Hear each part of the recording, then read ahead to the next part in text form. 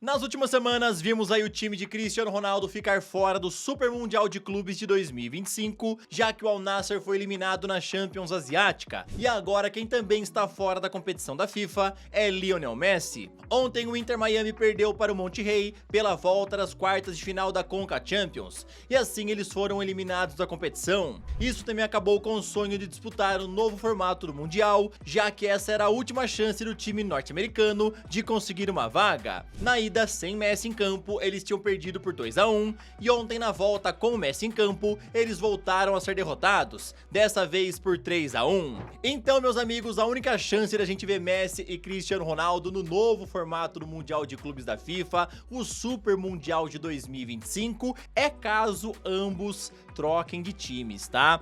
Inter Miami e Al Nassr já estão desclassificados, não tem jeito nenhum dos dois times conseguir ir para o Mundial de Clubes, tá? Aliás, para o Super Mundial de 2025. E com certeza é uma pena a gente não poder ver nem o Messi e nem o CR7 nessa competição, né? Será que eles podem mudar de times pra jogar esse Super Mundial ou não? Isso daí não deve acontecer. Quero saber o que é que você pensa, comenta. Eu sou o Todd, seja muito bem-vindo pra mais um vídeo aqui no canal, aonde eu vou te contar bastante coisa interessante. Tivemos um jogão de bola ontem pela Liga dos Campeões, entre Paris Saint-Germain e a equipe do Barcelona. Bora ver o que aconteceu ontem na Libertadores, na Sul-Americana. Vou te falar sobre Felipe Anderson, muito perto de trocar de times lá na Itália. Bora falar sobre tudo isso e muito mais. Então, sem mais enrolações, solta a intro!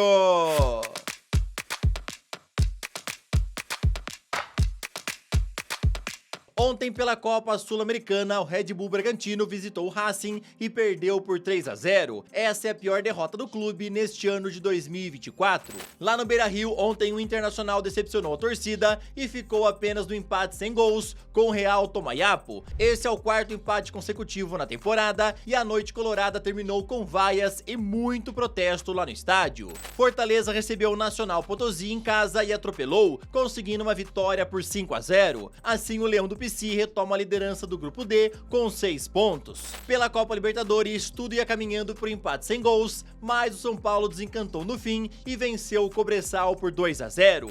Flamengo recebeu o Palestino e venceu também por 2-0, e o destaque vai para esse golaço marcado por Pedro. O rubro-negro agora é líder do grupo E com 4 pontos. Lá na Arena MRV, o Atlético Mineiro bateu o Rosário Central por 2-1 e se mantém 100% na Libertadores. Assim, o Galo se isola na liderança do grupo com 6 pontos. Após a final do Campeonato Carioca, né, onde o Flamengo foi campeão em cima do Nova Iguaçu, o técnico Tite deu a sua medalha de campeão para o técnico do Nova Iguaçu, né, o Carlos Vitor. E teve muita gente que não gostou muito da atitude não, achou até que foi um desrespeito, desmereceu aí o técnico do Nova Iguaçu. E uma dessas pessoas foi o craque Neto, que falou o seguinte a respeito do Tite: isso que o Tite fez é uma média idiota, tão imbecil, é uma desvalorização pro Carlos, pois o segundo lugar que ele conseguiu já é maravilhoso. Carlos não tem dinheiro para pagar uma licença de técnico A e B, que custa uns 30 mil, paga essa, Tite. Mas fica tranquilo que eu já falei com um amigo da CBF para dar essa licença ao Carlos de graça. Tite, você dando essa medalha de campeão só desvaloriza o Campeonato Carioca, você é um fazedor de média, isso daí é um absurdo, não foi legal? O bicho que você ganhou é o valor que o Carlos ganha por ano. Tite, você só desvalorizou o Campeonato Carioca e também desmereceu o técnico do Nova Iguaçu. E aí, meus amigos, o que vocês pensam a respeito dessa atitude do Tite, dando a sua medalha para o Carlos Vitor, que inclusive foi eleito o melhor técnico do Campeonato Carioca? Você acha que foi uma bela atitude ou você concorda com o Neto que só foi uma média que ele fez e não foi uma média boa, né? Já que desmereceu o técnico do Nova Iguaçu. Quero saber a tua opinião, fala.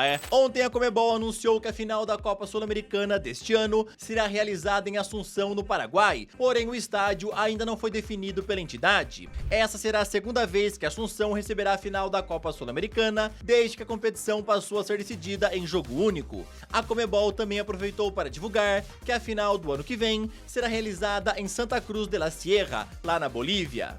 Agora, rapidão, queria te pedir aquela moralzinha. Tu deixou o like no vídeo? Se não deixou, tá esperando o quê? Martela o botão do joinha porque ajuda muito o meu trabalho aqui no YouTube. Quanto mais like, a plataforma entende aí que o vídeo é mais relevante e acaba divulgando para mais pessoas. Se você quer o de paraquedas no canal, te convido a se inscrever. Aqui sempre tem muito futebol, tá bom? E não esquece de ativar o sininho para você sempre ser notificado quando for saindo algum vídeo novo. Ontem tivemos quartas de final da Liga dos Campeões, onde no estádio Metropolitano o Atlético de Madrid recebeu o Borussia. Logo aos 4 minutos após falha da zaga, Rodrigo De Paul abriu o placar. Aos 32 apareceu o brasileiro Samuel Lino fazendo o segundo gol dos colchoneiros. E no segundo tempo, Sebastian Haller diminuiu para os alemães. Assim o jogo terminou na vitória por 2-1 da equipe comandada por Simeone. Lá no Parque dos Príncipes tivemos um jogaço entre Paris Saint-Germain e Barcelona, onde Rafinha abriu o placar após uma saída bizarra de Donnarumma. No segundo tempo, Dembélé aplicou a lei do ex e empatou o jogo. Depois apareceu Vitinha virando para os franceses. Pedro então deu uma assistência maravilhosa para Rafinha empatar de primeira. E aos 77 apareceu Christensen de cabeça para dar a vitória à equipe do Barça. Assim os catalães venceram por 3-2. Meus amigos, o que foram esses jogos das quartas de final da Champions? Só jogão de bola, só jogaço com muito gol. Real Madrid e City 3-3, Arsenal e Bayern de Munique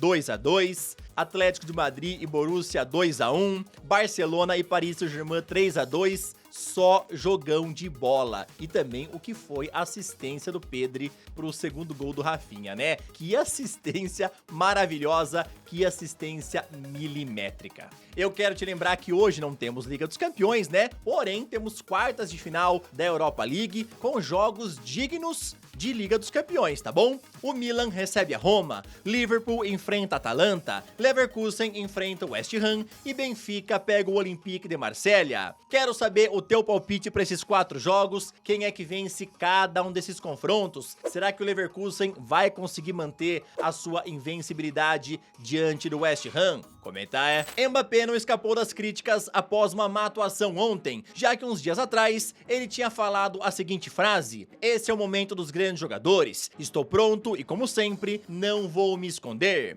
Lembrando vocês que ontem Mbappé deu um total de 0 chutes no gol, 0 assistências, ganhou apenas 25% das disputas, perdeu a bola 13 vezes e ainda perdeu a sua sequência de 7 partidas seguidas, marcando gols contra rivais espanhóis. Ronald Araújo e Pau Cubarsí jogaram muito ontem lá no Parque dos Príncipes e conseguiram anular o principal jogador do PSG. O jornal L'Equipe destacou a má partida do atacante e lhe deu apenas uma nota 3. Marquinhos, no entanto, confia que Mbappé, no jogo de volta, vai aparecer, vai fazer a diferença, e ele falou o seguinte a respeito do atacante logo após o jogo: "Com certeza ele vai melhorar, ele é o primeiro que quer passar para a semifinal, é importante e decisivo, já mostrou isso contra o Real Sociedad, tenho certeza de que ele vai dar a sua melhor versão lá em Barcelona". Meus amigos, como eu já falei para vocês, que jogo foi esse? Barça e Paris Saint-Germain, 2 viradas, o Barcelona jogando muito bem, Rafinha se destacando bem pra caraca, e o Mbappé acabou não aparecendo, né? Antes do jogo falou que não ia se esconder de jeito nenhum, mas acabou sendo escondido pelo Araújo e pelo Cubarsí, que conseguiram anulá-lo muito bem, tá? Felipe Anderson está cada vez mais perto de deixar a Lazio ao fim da temporada, porém ele não vai deixar a Itália e tá muito próximo de fechar contrato com a Juventus. O jornalista Fabrício Romano foi quem deu a informação e completou falando que a proposta formal já foi enviada ao atacante brasileiro e agora as partes resolvem apenas os últimos detalhes do contrato, para então tudo ser assinado por ambos. Felipe Anderson chegará na Juventus grátis, já que seu vínculo com a Lazio não será renovado e ele se encerra em junho. Meus amigos, alguns times aqui do Brasil sonhavam com a possibilidade de talvez tentar trazer o Felipe Anderson agora no meio do ano, né? De graça, após ele deixar a Lazio, porém tudo realmente caminha para que ele reforce a velha senhora, tá? O interesse da Juventus não é de hoje, já faz um bom tempo que eles estão aí monitorando a situação aí do Felipe Anderson, e assim que tiveram a certeza de que ele não ia realmente renovar contrato com a Gervásio, aí os caras partiram pra cima, tá? O Fabrício Romano, que é especializado no mercado de transferências, já falou que tá tudo praticamente fechado, acertam agora os últimos detalhes, né, pra então o Felipe Anderson colocar a caneta no papel. Quero te lembrar que a Juventus planeja uma reformulação para essa próxima temporada, onde o técnico que deve chegar é o Thiago Motta, tá? De acordo com o Calcio Mercato, ele já tem um acordo verbal para substituir o Massimiliano Allegri. Então, nesse momento, a Juventus já encaminhou 2 reforços para essa próxima temporada: o Thiago Motta e também o Felipe Anderson. Esse foi mais um vídeo, espero que vocês tenham gostado, tamo junto, valeu e falou!